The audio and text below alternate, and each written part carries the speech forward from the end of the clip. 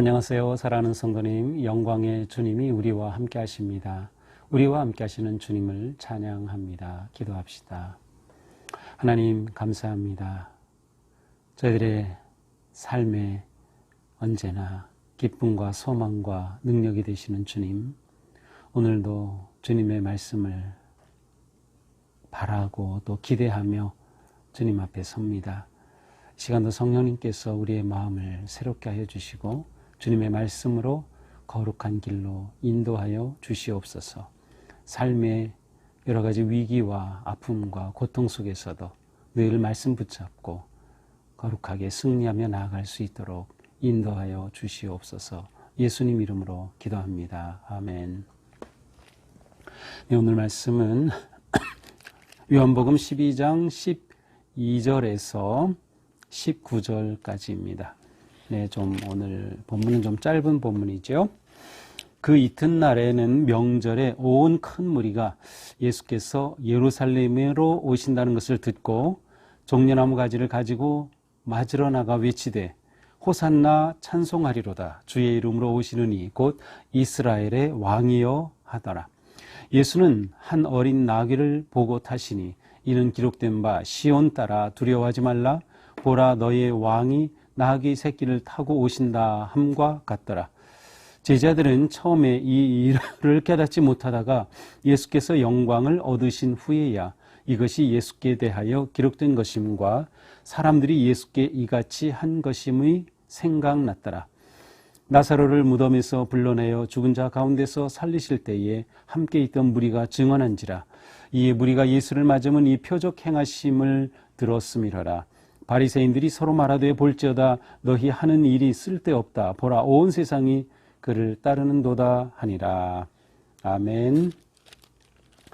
자, 예수님께서 나사로를 살리신 후에 이제 사람들은 그것을 보고 예수님에 대해서 또 관심도 가지게 되고 예수님을 보고 싶어 하기도 하지만 한편으로는 바리새인과 또 지도자들은 예수님이 이렇게 많은 사람들의 주목을 받게 되고 또 사람들이 믿게 되는 것을 시기하면서 어떻게 예수를 죽일까 그들은 그렇게 모의하고 죽이기로 작정까지 하였습니다. 그래서 이제 예수를 사람들이 보면은 그들에게로 데려오라고 이렇게 공고까지 해놓은 상태였죠. 이제 예수님께서는 명절에 예루살렘으로 이제 올라가십니다. 자, 그 이튿날 명절에 온 큰 무리가 예수께서 예루살렘으로 오신다는 것을 듣고 이 명절은 우리가 잘 알듯 바로 유월절입니다. 이 유월절에 온 큰 무리가 6월절이면 많은 사람들이 예루살렘으로 모여들어서 그들이 하나님의 말씀 계명에 따라서 이 절기를 지키게 되죠. 유대인의 역사학자 중에 요세포스라고 하는 분이 있는데 이분의 기록에 의하면 이 당시에 예루살렘에 모인 숫자가 270만 명이나 된다고 기록되어 있어요. 그러니까 어마어마한 그런 사람들이 이곳으로 몰려드는데 바로 예수님이 오신다는 것을 그들이 듣게 됩니다. 자, 예수님은 이처럼 하나님의 시간, 하나님의 때가 되자 스스로 예루살렘으로 지금 향하고 계십니다. 예루살렘으로 향하면 어떤 일이 있을 것도 아시지만 예수님의 이 사명을 향한 온 인류를 구원하시기 위한 이 걸음은 당당하게 예루살렘으로 향하고 계십니다. 자, 예수님이 오신다는 듣고 사람들이 그 예수님을 맞으러 나갑니다. 13절 종려나무 가지를 가지고 맞으러 나가 외치되 호산나 찬송하리로다. 주의 이름으로 오시는 이곳 이스라엘의 왕이시여 라고 외칩니다. 종려나무, 이것은 이스라엘 백성들에게 아주 특별한 그러한 의미가 있는 나무였습니다. 이제 종려나무는 여러 가지 종류가 많은데 여기서 말하는 종려나무는 대추야자입니다. 이스라엘에 가면은 이 가장 흔하게 볼 수 있는, 그래서 가지가 이렇게 뻗어서 아름답게 이렇게 흘러내리고 또 정말 대추와 같이 생긴 그 열매가 아주 풍성하게 맺힌 그러한 종려나무입니다. 이 가지를 들고 사람들이 환호하죠. 종려나무 가지는 왜 이스라엘 백성들에게 의미가 있는가 하면 그 앞에서 제가 수전절을 설명하면서 마카비 형제가 혁명을 일으켜서 그 성전, 더럽혀진 성전을 되찾았던 그 이야기를 말씀드린 적이 있어요. 그때가 예수님 오시기 전 주전 164년인데 이렇게 성전을 회복하고 나서 사람들이 모여서 종려나무 가지를 흔들면서 하나님을 찬양했다는 그러한 기록이 있어요. 종려나무는 이스라엘 백성들에게 그 모습 자체가 워낙 수려하고 아름답지만 이 종려나무는 그들에게 기쁨과 자유와 해방, 그리고 여기 맺히는 이 대추, 야자, 열매는 엄청납니다. 그래서 풍요를 상징하기도 하고요. 또 이 종려나무는 불에 타서 다 죽은 것 같은데도 다시 또 싹이 납니다. 그래서 부활을 상징하기도 합니다. 그래서 이 종려나무의 별명이 불사조라는 별명을 가지고 있을 정도로 아주 생명력이 강하고 또 그렇게 풍성한 그런 모습. 그러니까 이스라엘 백성들은 이 종려나무 하면은 그들의 어떤 민족적인 정서가 담겨 있는 겁니다. 글쎄 우리로 친다면 뭐 무궁화가 될 수 있을지는 모르겠는데 어쨌든 그들에게는 이와 같은 의미가 있어요.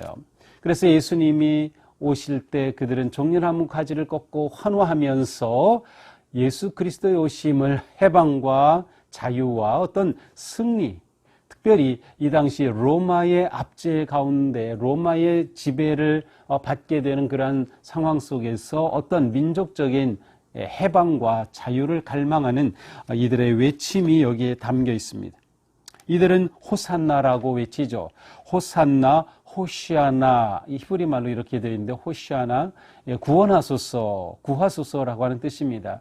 이제 이 표현은 시편 118편에 가장 대표적인 표현으로 나오고 있고 이 표현이 이스라엘 백성들에게는 하나님께 구하고 외치는 아주 의미 있는 그런 표현이 됐어요. 그러니까 118편 제가 지금 폈는데요. 5절에 이렇게 되어 있어요. 여호와여 구하옵나니 이제 구원하소서.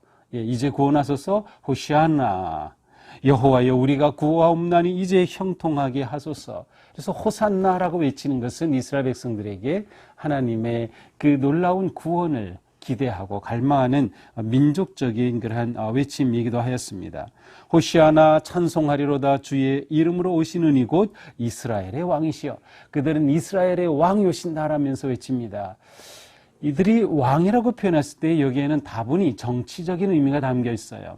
이스라엘 백성들이 지금 예수님 오실 때 우리를 죄에서 구원해 주실 구세주라는 의미보다는 정치적으로 이스라엘을 자유와 해방으로 이끌어 가실 왕이다라는 그러한 의미, 그러한 생각, 그러한 기대가 아주 강했던 것이죠. 그래서 그들은 이스라엘의 왕이라고 외칩니다. 예수님이 십자가 달려 돌아가셨을 때 죄패에는 유대인의 왕이라고 기록이 되어 있었어요.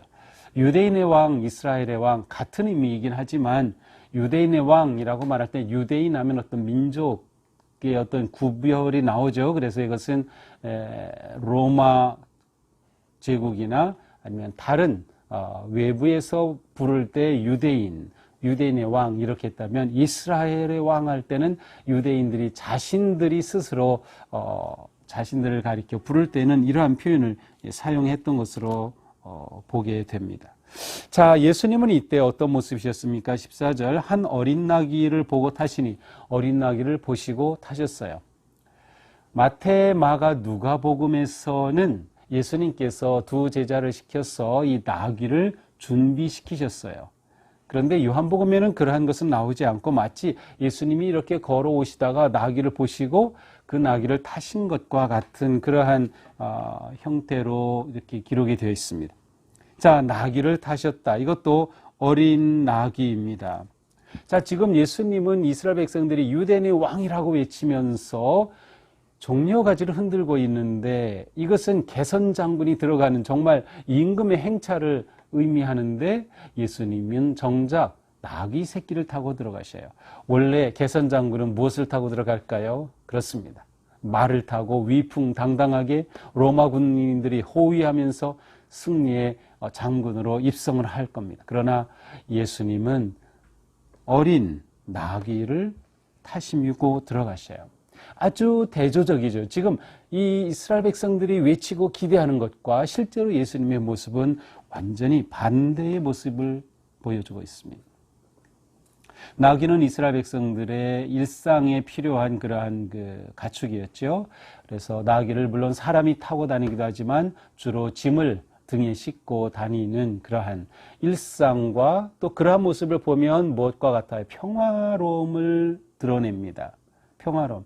글쎄요, 옛날 저 어릴 적에 시골에서 자랄 때 보면 이제 소가 논을 갈거나 밭을 가는 그런 모습을 보면 굉장히 안정감과 평화로움을 느꼈던 것처럼 나귀는 그러한 의미로 다가옵니다. 자, 예수님은 이렇게 나귀를 타시고 들어가십니다. 이는 15절 기록된 바 시온 따라 두려워하지 말라 보라 너의 왕이 나귀 새끼를 타고 오신다 함과 같더라. 제자들은 처음에 이 일을 깨닫지 못하였다가 예수께서 영광을 얻으신 후에야 이것이 예수께 대하여 기록된 것인가 사람들이 예수께 이같이 한 것임이 생각났더라. 자, 예수님의 이 입성하시는 모습이 꼭 예언된 말씀과 똑같다는 거예요.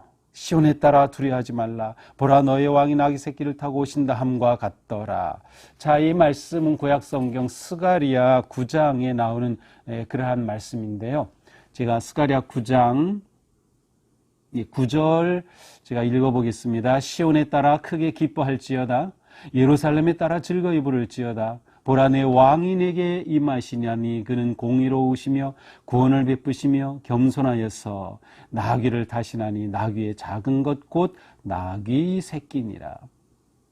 자, 이 스가랴 9장 9절은 오실 메시아 구원의 왕으로 오실 메시아에 관한 예언의 말씀이에요. 그런데 예수님께서 입성하시는 모습이 다 이 모습이에요. 구약의 이 예언의 말씀이 성취되는 것입니다. 그런데 이것이 예수님께서 구약의 예언의 성취를 이루셨다고 하는 것을 그때는 몰랐어요. 제자들조차도. 그래서 제자들은 16절에 보니까 처음에는 이것을 깨닫지 못하다가 예수님이 영광을 얻으신 후에야 부활하시고 승천하신 부활하신 후에야 제자들이 그렇구나 이 말씀이 바로 예수님을 가리키는 것이었구나 라는 것을 깨닫게 되었다는 것이에요. 이 일을 깨닫고 예수께 이같이 한 것임이 생각났더라. 여기서 생각났다는 것은 기억 같다는 그러한 뜻인데 이 기억이라고 하는 단어는 우리 신앙생활의 가장 핵심적인 그러한 단어입니다. 기억. 왜냐하면 우리의 신앙생활은 전부 기억과 연결되어 있어요. 우리가 예배 드릴 때 그것은 기억의 축제입니다. 무엇을 기억합니까? 하나님의 사랑, 예수 그리스도의 구속의 은혜. 그래서 우리는 예배할 때 그 구원의 은혜를 찬양하죠. 구원의 영광을 높여드리죠. 그 은혜에 감사하죠. 설교 말씀을 통해서 다시금 우리는 기억하게 되는 거예요. 하나님의 역사와 구속의 은혜와 그 놀라운 은총을 기억하는 거죠. 그러니까 우리 신앙생활은 기억하는 거에 달려있어요. 우리가 매일 말씀 묵상한다. 이것도 역시 기억입니다.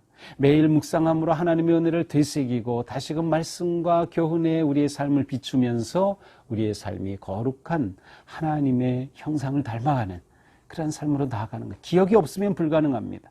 바로 기억이 너무도 중요한 거예요. 제자들이 바로 이것을 기억을 통해서 예수님이 이루신 것을 생각해 냈던 것이죠. 자, 이렇게 예수님이 입성하시는데 사람들은 나사로를 무덤에 불러내시어 내어 죽은 자 가운데 살리실 때 함께 있던 무리가 증언한지라. 자, 예수님의 이러한 모습과 함께 무리들은 예수님이 나사로를 살리셨다고 하는 것을 통해서 가서 뵙고 그 소문을 듣고 하면서 예수님에 관해서 그 놀라운 일을 증언하고 다녔어요. 이렇게 되니까 많은 사람들이 예수님을 더욱 보게 되죠. 그리고 이렇게 무리가 예수를 맞으면 표적 행하심을 들었습니다. 예수님께서 표적 행하시는 것을 이 무리들이 들었던 거예요. 그러자 바리새인들은 말합니다. 서로 말해요. 야, 너희 하는 일이 쓸데없다. 예수님을 잡아 죽이려고 할 때는 모든 거 다 쓸데없는 일이다. 보라, 세상이 그를 따르는다. 이렇게 많은 자가 이제 예수를 따르니 이제 우리가 이렇게 얘기했던 거 이거 소용없는 거야 라고 자기들 스스로가 이렇게 말하고 있습니다. 자, 오늘 말씀을 보면서 우리는 예수님을 다시 생각하게 됩니다. 자, 예수님이 나귀를 타시고 입성하시는 그 모습을 보면서 예수님은 이 세상의 권력자가 아닌, 힘의 통치자가 아닌 겸손의 왕, 평화의 왕, 사랑의 왕으로 이 세상에 오셨고, 그리고 우리를 구원하시기 위한 그 사명의 길을 묵묵히 가셨다고 하는 것을 보여줍니다. 자, 우리가 주님으로 고백하고 우리의 왕으로 고백하는 예수님이 누구신지를 아는 것이 이렇게 중요합니다. 그 예수님을 알아야 우리가 그 예수님을 닮아 어떻게 살아야 하는지를 생각하게 되는 것이죠. 오늘 말씀을 보면서 예수님이 입성하시는 모습이 세상 사람들에게는 우스꽝스러울 것입니다. 예수님이 십자가 달려 돌아가신 것이 세상 사람들에게는 너무도 연약하고 이해가 안 될 것입니다. 그러나 우리에게는 얼마나 놀라운 하나님의 사랑이며 우리를 위한 예수님의 은총인가를 다시금 생각하게 됩니다. 그렇습니다. 우리는 우리의 왕 예수님이 이렇게 겸손하시고 온유하시고 우리를 위해 우리를 사랑하셔서 그렇게 낮아지셨음을 감사하면서 우리 또한 이와 같은 예수님을 닮기에 힘써야 할 것입니다. 그래서 우리가 살아가는 삶의 자리에서 우리로 인하여서 다른 사람들이 기뻐하고 우리가 있게 될 때 평화가 이루어지고 우리가 누군가에게 희망이 될 수 있는 그러한 삶을 사는 것이죠. 우리는 이 세상에서 말을 타고 입성하는 그러한 꿈을 꾸는 것이 아니라 나귀를 타고 겸손하게 나아가는 꿈을 꾸면서 주님을 닮아가는 복된 주님의 제자들 또 성도들이 되어야 할 것입니다. 또한 우리는 구약의 예언된 말씀 그대로 예수님을 통해 성취된 것을 보면서 예수님은 정말 하나님의 약속하신 대로 이 땅에 오신 메시아이시다. 하나님께서는 약속하신 것을 반드시 이루신다는 확신과 믿음을 가지게 됩니다. 언약을 이루시는 하나님. 그렇다면 오늘을 살아가는 우리도 우리에게 주신 은혜와 약속의 말씀을 붙잡을 수 있습니다. 신뢰할 수 있어요. 그리고 하나님은 이루신다고 하는 것을 확신하면서 지금의 어떤 위기와 아픔과 고난과 역경이라도 넉넉히 이겨내는 우리 모두가 될 수 있을 것입니다. 오늘 말씀 생각하면서 또 말씀을 들을 때마다 우리 안에 예수 그리스도의 그 은혜와 사랑이 기억되고 되새겨지고 그로 인해 우리의 삶이 주님을 향해 놓치지 않고 담대히 나아가는 그러한 복된 삶, 생명의 삶, 승리의 삶 되기를 주님의 이름으로 축복합니다. 기도합시다. 주님 감사합니다. 오늘도 우리를 위해 이 땅에 오신 주님의 그 놀라우신 사랑과 겸손과 평화의 왕으로 오신 주님의 그 은혜를 되새깁니다. 주님의 이 크신 사랑 감사합니다. 우리의 삶이 또한 주님을 닮아서 그렇게 겸손한 삶, 평화를 이루는 삶, 사랑을 나누는 삶이 되게 하여 주시옵소서. 이 세상이 어둡고 강팍할수록 오히려 저희들은 더욱 온유해지며 겸손하게 주님을 닮아가게 하여 주시옵소서. 우리를 사랑하시는 그 주님의 언약이 반드시 이루어짐을 신뢰하며 어떤 어려움이라도 넉넉히 이겨낼 수 있도록 역사하여 주시옵소서. 예수님 이름으로 기도합니다. 아멘. 네, 오늘도 주님의 은혜 안에서 우리의 삶이 평화롭고 행복한 또 주님을 닮아가는 삶 되기를 축복합니다. 사랑합니다.